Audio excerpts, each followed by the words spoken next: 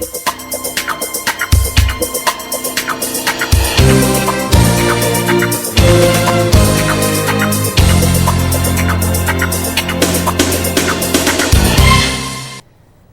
programa Estação Saúde está no ar, mais uma semana entrando aí na sua casa, mais uma vez, junto com você, começando uma semana.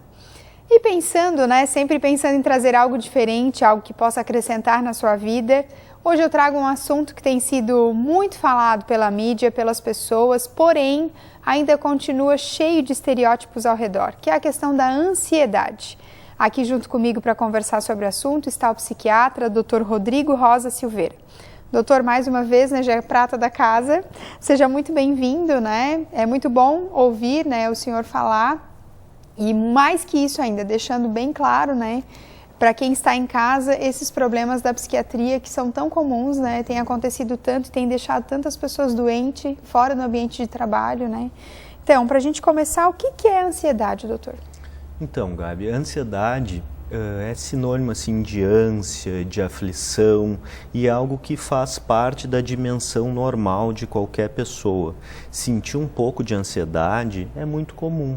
Mesmo agora, um pouquinho antes de dizer o gravando, um pouquinho antes de começar o programa, é natural que se sinta um pouco, eu pelo menos, fique um pouquinho ansioso. Então isso é ansiedade, Porém, quando isso se torna muito grande, quando isso traz sofrimento, quando isso impede com que as pessoas façam coisas com que elas queiram, aí se torna um transtorno de ansiedade, aí se torna um problema maior, assim. E ansiedade, então, Gabi, tem duas dimensões, assim. Tem uma dimensão psíquica, ou seja, alguma coisa que só acontece na nossa cabeça, que é completamente subjetiva, e também tem uma dimensão física muito importante. Ansiedade é sinônimo de aperto no peito, é sinônimo de coração batendo forte, de mão suando frio, Então, isso tudo faz parte do que é ansiedade. Doutor, e qual a diferença entre pânico, que algumas pessoas têm, Até de repente não seria a síndrome do pânico ou um pânico por alguma situação, pânico e a ansiedade. Qual seria a diferença entre as duas? O pânico a gente pode entender assim, Gabi, como o extremo da ansiedade. Se a gente for usar o linguajar técnico, médico, pânico seria quando aquela pessoa tem certeza de que ela vai morrer do coração, vai para a emergência achando que vai ter um ataque cardíaco, não consegue respirar, tenta puxar o ar e não consegue. Então isso é um ataque de pânico. Pode acontecer às vezes independente de ansiedade, tem pessoas até que podem estar dormindo e acordar em virtude de um ataque de pânico. Então é um tipo de ansiedade pontual, muitíssimo intenso e acompanhado da sensação iminente de morte, que a pessoa jura que é um problema cardíaco, que está morrendo o coração. Daí chega lá, é atendida pelo médico, logo vê que os sinais, os sintomas são completamente diferentes e detecta aí que é uma crise de pânico.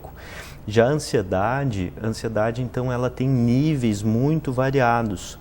Sempre muito comum assim, a ansiedade às vezes começa logo na escola, a pessoa vai apresentar um trabalho no colégio e daí já o coração começa a bater muito forte, sente a garganta trancada, as mãos geladas, então isso é uma ansiedade mais forte, Que, por exemplo, se a pessoa não consegue apresentar os trabalhos, começa a não querer ir na aula, não impedir de fazer as coisas, aí é porque é um transtorno, precisa de um certo tratamento.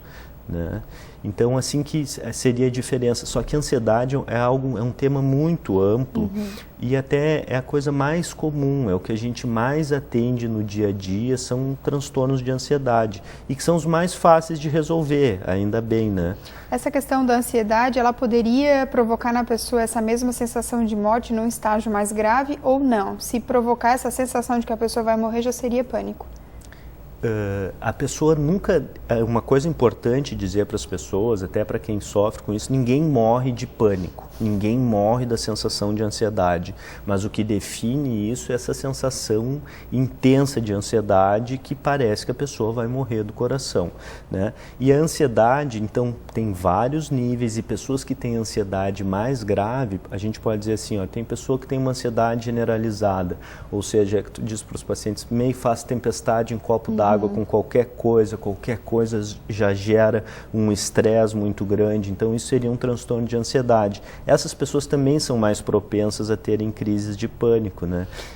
Doutor, e é muito comum a gente ouvir as pessoas falarem em relação à ansiedade e à compulsão alimentar, né? Constantemente eu converso com algumas pessoas que dizem, eu como muito, eu como mais do que devo porque eu tenho uma ansiedade. Eu chego em casa, às vezes no trabalho, isso é constante eu ouvir. Eu consigo controlar minha alimentação no trabalho, é muito tranquilo.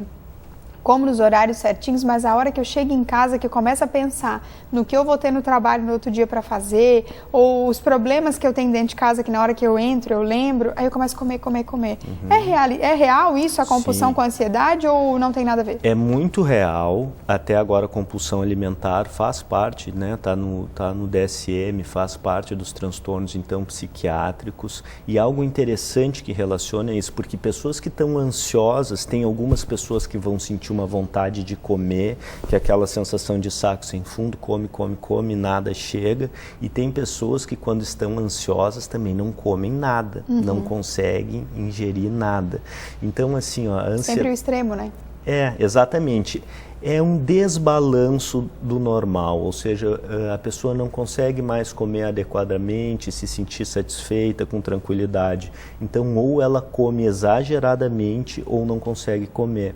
E o tratamento da ansiedade, ele melhora muito essa questão da compulsão alimentar, né? Que bom, mas sempre procurando ajuda, né? O programa Estação Saúde agora vai para o nosso quadro de Dicas do Coração com o Dr. Armando Lemos.